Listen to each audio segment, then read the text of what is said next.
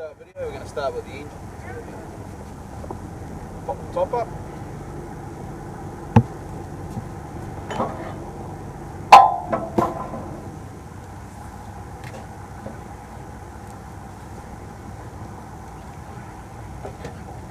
Checking on the fluid levels. We come around here, we can see looking at the engine coolant side, and we'll check oil, dipstick, obviously it's an MP10. Hey, the oil, checking the oil. We've got a couple of marks we need to be aware of here. There's the maximum mark, got a notch in it, a notch in the minimum. So you want it somewhere in between there. If it starts to get low, just ring our maintenance guys and ask them whether that's okay. They generally like to take them down quite low. These get serviced once a week. Just keep an eye on it daily. Now the fluids, if we have to fill up with oil, there's a filler cold. So this is actually pretty warm, this engine, so that's pretty good. It's just under the full mark. That's our steering. So checking the coolant, windscreen washer fluid, making sure that that's got enough water in it. And what we're going to check on here is all our intercooler pipes and all our radiator pipes. So we're going to check them for any movement in the hose clamps, and then we check for any visible holes or any movement in the radiator. Sometimes the brackets actually break, so we're looking for any movement there. We're actually looking for any hoses rubbing, any rub marks on hoses that are protected properly. We're also looking for any visuals on the engine. What do you do when you find something that's not right when you're doing a pre-check? If you find something that's not right, we ring up our maintenance phone, our red phone, and ask for advice. So, and a fitter will come down and help you out with that. Just check our steering, all our brakes, make sure check you've got pins in, all the pins are in for your brake pots. There's no wearing in your hoses. Your shock absorbers are attached. They do break off here occasionally, so keep an eye on them. You're also checking all your mounts for your cab, making sure they're alright, and anything else you can visibly see. Your springs and your spring hangers are fine. Everything else looks good on the side of the engine. We'll pop around the other side. Okay, so we're back on this side. Your steering, all your steering housing, and your everything, all your linkages are fine. Just give them a wiggle. Give them a wiggle. These do vibrate slightly, so just keep an eye on that. Keep an eye on the movement. All your hoses, all your intercooler and air hoses, we check these again. There is a bit of movement in these, which is fine because they're a movable hose. Just make sure the clamps are all tight. All your water hoses, nothing looks like it's wearing. Also check your turbo. Make sure your turbos are tight. They do come loose.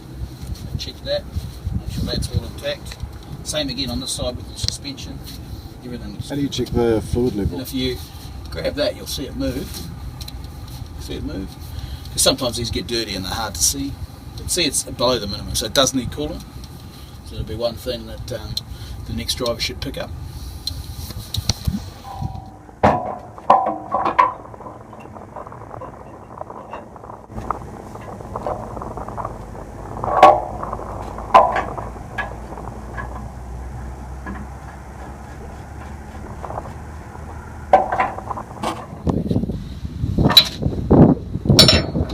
They don't have to be done super tight. They've all got washers on them, but they're a thing to check when you're doing your tyre checks. Run around, you come around this way anyway, just give it another, make sure that they're tight. Another go. That's that all done. Cool. Just going to check, we're going to start the engine now. This is an automatic. Making sure you've got your 3 points of contact. Start our engine. Park brakes are always on. Let the engine do its starting procedure with its lights. It buzzes. When that goes out, you can start the engine.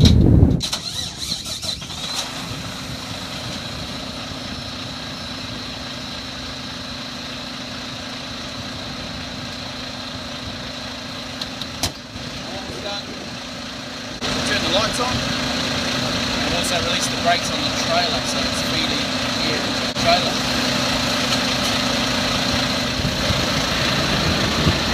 check the back of the cab and all the connections, and then the tyres.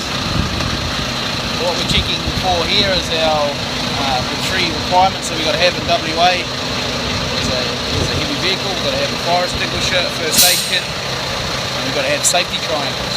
And one of them is the first fire extinguisher. It's got to have a date stamp within 6 months. So the maintenance, I'll show you here.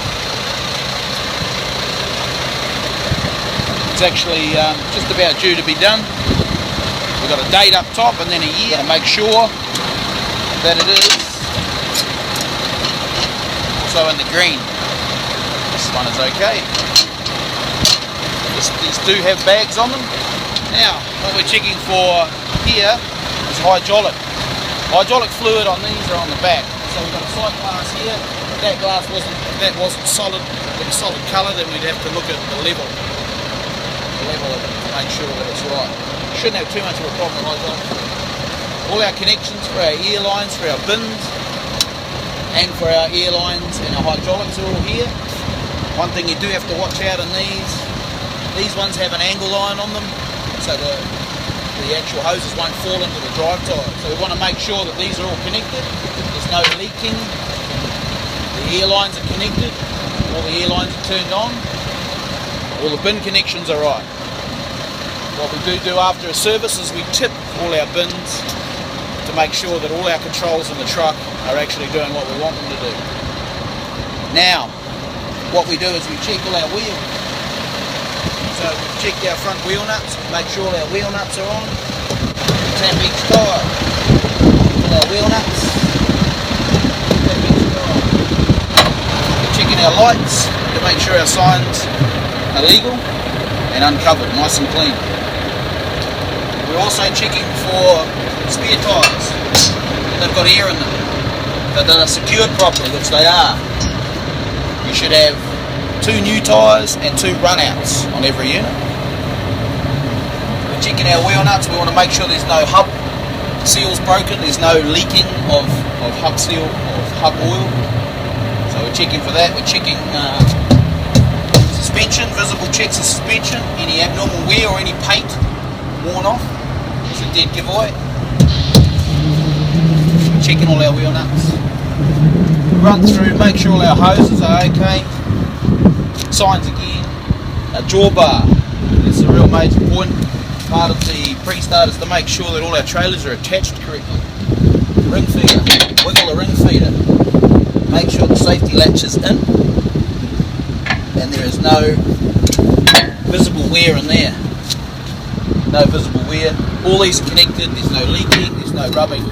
There's nowhere where the hose can rub and we end up having hydraulic hose failure. Make sure they're all checked. Go around and check all our wheels again. Make sure all our nuts are intact. Through your trip, wherever you're going, you will check all your wheel nuts. At least every single wheel should be checked once a week, and directly after service if it's been changed. Also, if you get a flat tyre, you can check them twice every 50 k's. Okay, it has to be done. Whilst you're looking underneath the vehicle, are you also inspecting the chassis for any damage? These ones are springs, so you want to be making sure that the springs are in their hangers properly. Some of the older gear, they do have a tendency to pop out. That's if you're going over really rough terrain really quickly. They can pop out, so they need to be reset by the fitters. So we're seeing what we can without having to get under there. So we're also checking in our bins. There's a bit more gap here, we can see them. All our hydraulic, all our rams and that are attached, all our bolts and that are attached. So all the pins are in. There's also another good thing to make sure on these, all the pins here are attached. They're all in. Check those as well on every single bin. Make sure you've got the pins in there. So at the back here, you want to make sure our call sign there is clean, but more importantly on the road, all your legal requirements have been met by your signs, correct signage, your mud flaps, all your lights and indicators are working, brake lights, which we check with our shift partner. All your reflectors are here. Everything seems to be intact there, so it's all good. Your number plate lights, our bin controls to tip our bins if we have a problem. which there's procedures for that, but they are here. So you'd have to have your PTO and your diverter on to operate them, and they will tip each bin individually from the side in safety. You also have, on all these units, you have a ball race system, not a turntable. So if you can see here, you have a ball race with a bunch of bolts and nuts around them. They're connected to the dolly, and then there's 2 pins that go through, one each side, gives us stability. There's no pin to break off. So just make sure that these plates here are on here, that all the bolts are there, and don't look as though they're loose or missing. So all the trailers are connected that way. We'll go up to the prime mover and we'll check how it's connected to the prime mover. So this side, there's the bin for this front unit. This one here says lids, open and closed. Same deal with the lids. We've got 2 controls.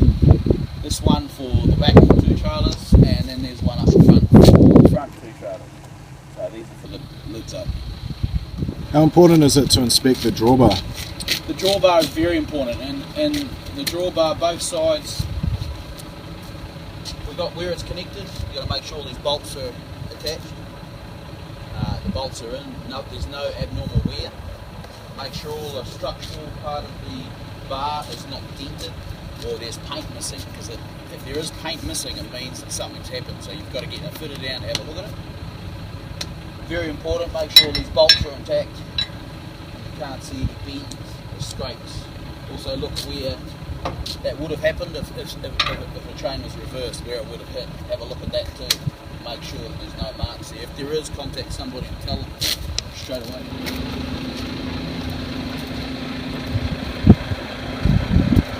So yeah, just working that way back up the unit. What I will do is we'll turn off the truck. So there's a little opening control for the front 2 trailers. Open and close.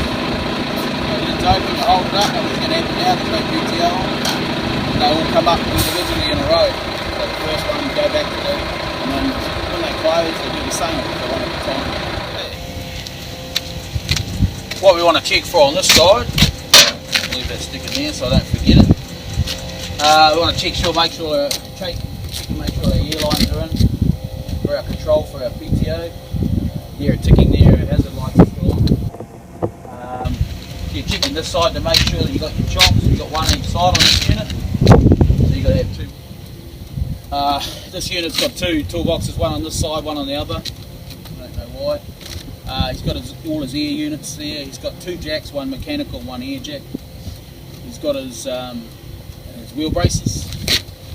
And it looks like he's got a few spare parts in there too, so you've got to make sure that they've got all these spare parts. You've got spare intercooler hoses, hose clamps, joiners for air lines. They come in handy all the time. You want to be checking all your fuel. Now, don't always rely on your fuel gauge, and that's full to the top with diesel, so every one of those has to be checked. This unit in an MP10 has an AdBlue unit on it. You can't check these. They've got a cap on them in there, so you can't see in them. So just make sure they are on properly. There is a gauge in the truck. What we're checking on the passenger side is we're checking for your safety triangles. Not a good idea to keep your safety triangles out of reach. You want to have your safety triangles real close on the door here so you can grab them really quickly, because it could be the difference between you getting run over or somebody rear-ending you. So have them so they're easily accessible and everybody knows where they are. They're going to be there. You've got all your records. In here we have all our regos and permits for this truck, Jamo 51. We've got our accreditation certificate to operate a vehicle in WA. We've also got all the details of the truck, and then we have all the licenses and registration papers for every single trailer. Inside this book here we have a list of things that are included in this book. We've got SOPs, we've got safe operating procedures, we've got safety data sheets, BHP rail crossing procedures, our journey plan for where we're carting from, Jamieson Transport, incident and accident kit. So that's basically a reference guide, so if you're come unstuck whilst you're Yes. achieving a task, you can follow the safe, correct manner to do it. These two folders were actually in the sleeper cab. They should be here for easy reference. So anybody that comes into this truck, if they're in the right place, they know exactly where they are. They don't have to go fish a vehicle. You check your seatbelt that's not worn and that it's working. If you've got a problem with the seatbelt, bring up our maintenance and our red phone and ask them to come and check it.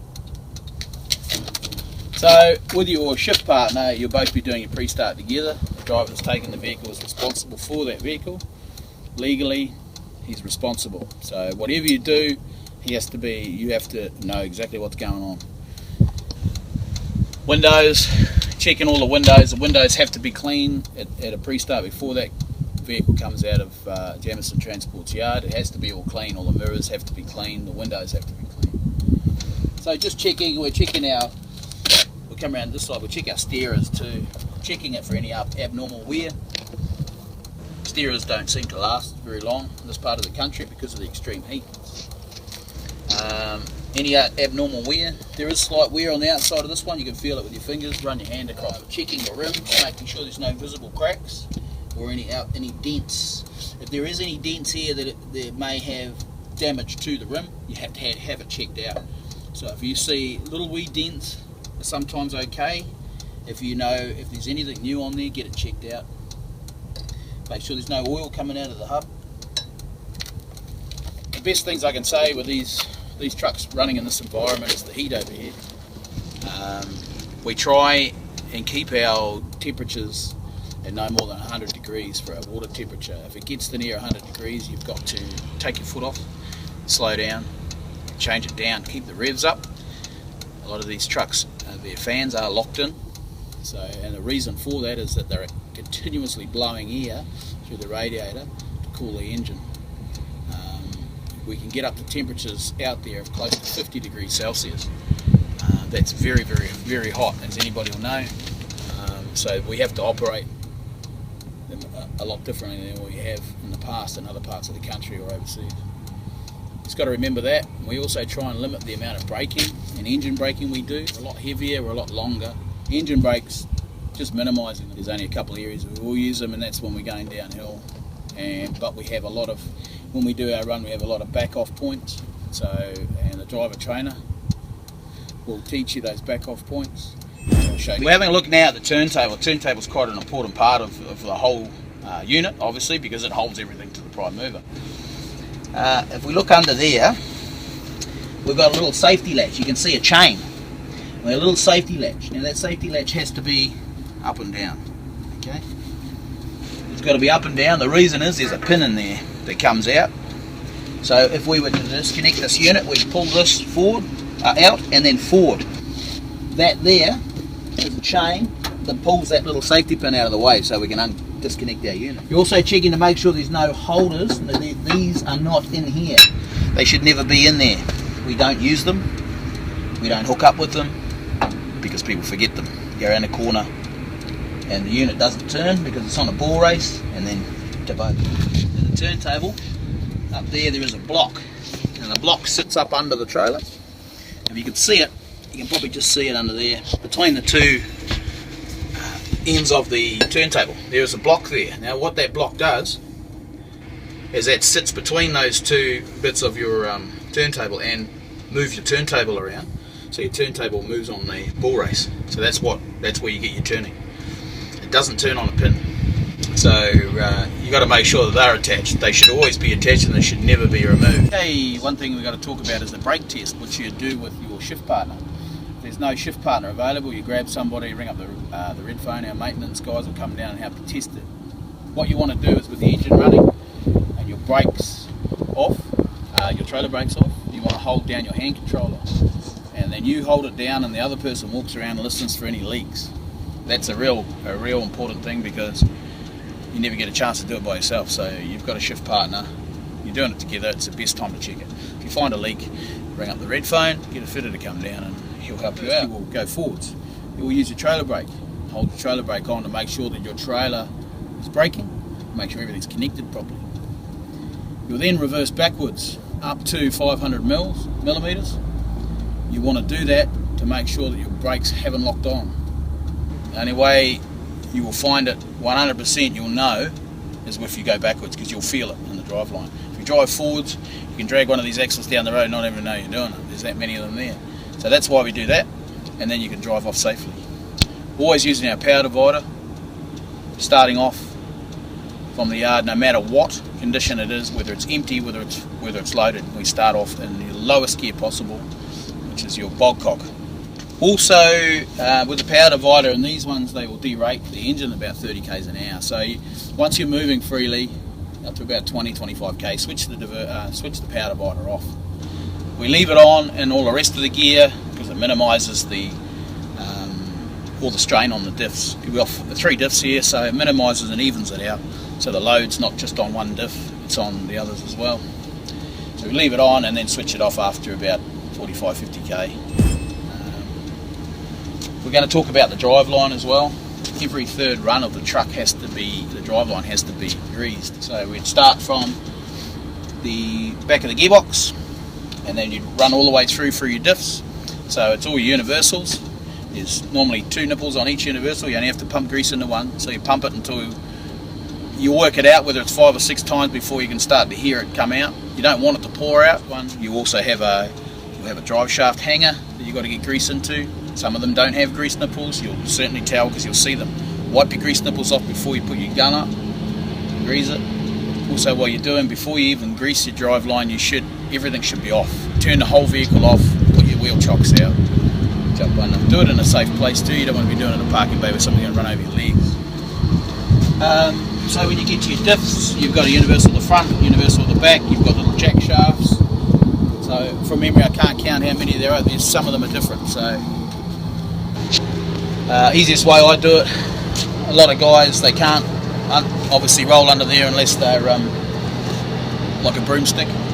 So you go in between each wheel.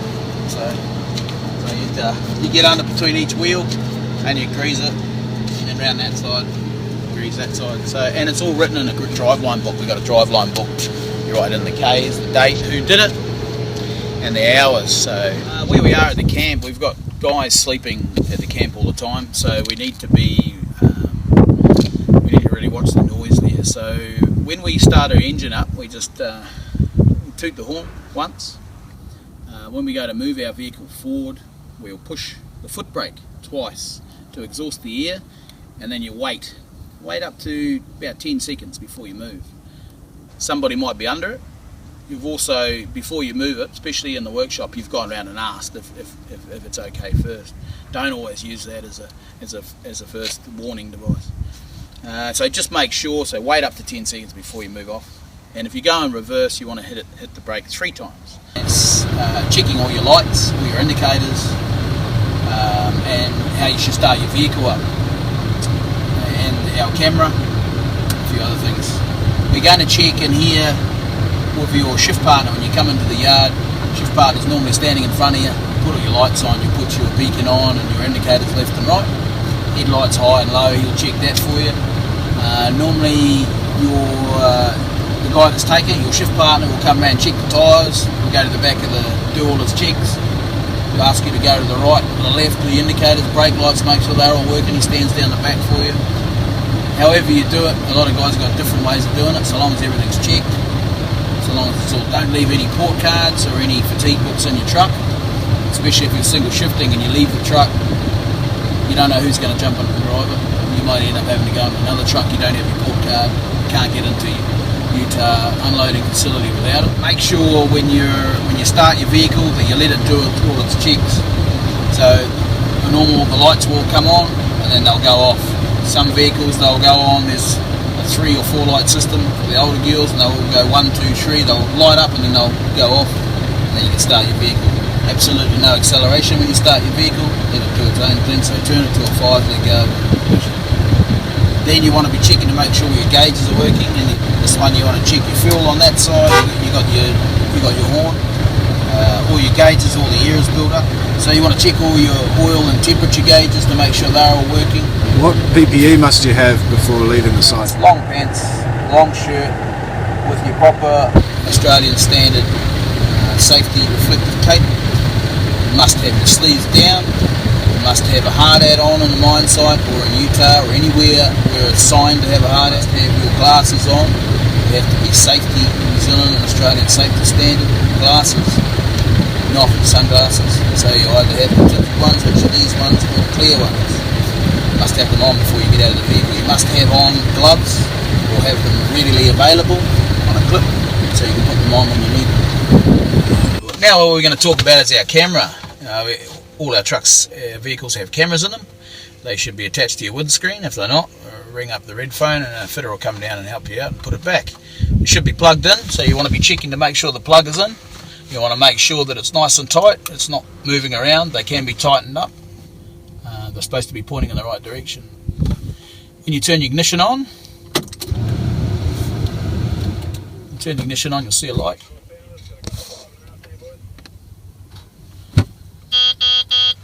And you'll hear a recording. System loading. Recording started. So it says system loading, recording started. And then you'll see the light, it's just a dim light there on the button. There's actually a button. Okay, so you've got to hear that every time you turn the truck on. So now that says that it's recording. If we were to have an incident, these record non-stop. They record to memory to an SD card in the back, which we don't touch. That records 30 seconds prior to the activation and 30 seconds after the activation. So if we saw something happen, you've got 30 seconds to push that button. Also, when you do push the button, you only push it, you just push it. Emergency record activated. And that's what will be said. If you were to hold it any longer than that, there's other settings there that will change, which we'll go through in a second. So that'll now record for another 30 seconds. And that'll store it to memory. It'll keep flashing, and it'll flash even once it's stopped recording. It'll still flash for a while before it cuts out. Also, if somebody's cut you off or somebody's done something, please also say what's happened. There's a microphone in there. Helps us to identify what's happened in the vehicle, especially at night. You might get the vehicle number, just say the vehicle number and tell us, just give us a brief description of what's happened. Try and refrain from swearing on it. I know it's hard sometimes, but it's lane deviation. So if it's set properly, the lane deviation will pick up that you're actually leaving the road. So when you go around corners and these things, especially around corners with no lines, it'll come up with a warning to tell you that you're going outside the lane. The way to activate that, if it has been activated, I'll hold it for 2 seconds and take your finger off. Departure warning enabled. Enabled. We don't want it enabled, so we want it deactivated. So we'll hold it again. Lane departure warning disabled. Try not to move the camera. Try not to push it really hard. Some guys get excited and it ends up pointing in the stars. So just be careful of it. Just make sure that it's attached here. Sometimes these do come loose. If they turn, pop that off, push it really hard and lock it back in. And that'll stay on the windscreen. It won't turn. They've all got to be tight. So do not adjust it. If you think it's out of alignment, please let us know. We talk about our electronic tag, which is from Utah Bulk Handling Facility. That's where we unload our iron ore into bunkers at the port. Now, not all the trucks have these electronic tags. The ones that do have them, when you get close to Utah, they'll flash with a little red light and they'll tell Utah that we're coming in. We'll go through that in your training, but that's what that is. So that's what that is. So when you go through the gate at Utah, it also comes through and it activates again, telling that you've entered the facility. So that has a number on it and it is programmed to your truck.